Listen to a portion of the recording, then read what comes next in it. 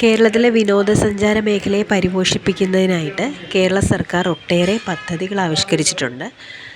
ഇപ്പോൾ കേരളത്തിലെ home stay, അതുപോലെ തന്നെ വില്ലകൾ, അമ്യൂസ്മെൻറ്റ് പാർക്കുകൾ, ആയുർവേദ സെൻറ്റർ തുടങ്ങിയവയെല്ലാം രജിസ്റ്റർ ചെയ്യുന്നത് മാനുവലായിട്ടായിരുന്നു.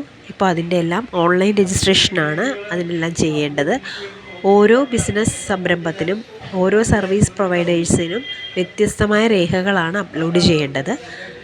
ഇപ്പോൾ ഉദാഹരണത്തിന് ഹോം സ്റ്റേ ആണെന്നുണ്ടെങ്കിൽ FSSAI സർട്ടിഫിക്കറ്റ്, അതുപോലെ തന്നെ location sketch, municipality licence, building certificate, അതുപോലെ തന്നെ ഹോം സ്റ്റേയുടെ ആണെങ്കിലും ഹൗസ് ബോട്ടിൻ്റെ ആണെങ്കിലും ഇൻറ്റീരിയർ എക്സ്റ്റീരിയർ വ്യൂ, ഇതിൻ്റെ എല്ലാം ഫോട്ടോ ഇതെല്ലാം അപ്ലോഡ് ചെയ്ത് ഓൺലൈനായിട്ട് പേയ്മെൻറ്റ് അടച്ചിട്ട് ഇതിൻ്റെ എല്ലാം ഹാർഡ് കോപ്പി സബ്മിറ്റ് ചെയ്താൽ മാത്രമേ രജിസ്ട്രേഷൻ അപ്രൂവ് ആവത്തുള്ളൂ. അതിനുശേഷം മാത്രമേ നമുക്ക് ഇങ്ങനെയുള്ള വിനോദസഞ്ചാര മേഖലയിൽ ഇത്തരത്തിലുള്ള നിരവധി സർവീസുകൾ നമുക്ക് തുടർന്ന് സർക്കാരിൻ്റെ ലൈസൻസോടുകൂടി പ്രവർത്തിക്കാനായിട്ട് പറ്റുള്ളൂ.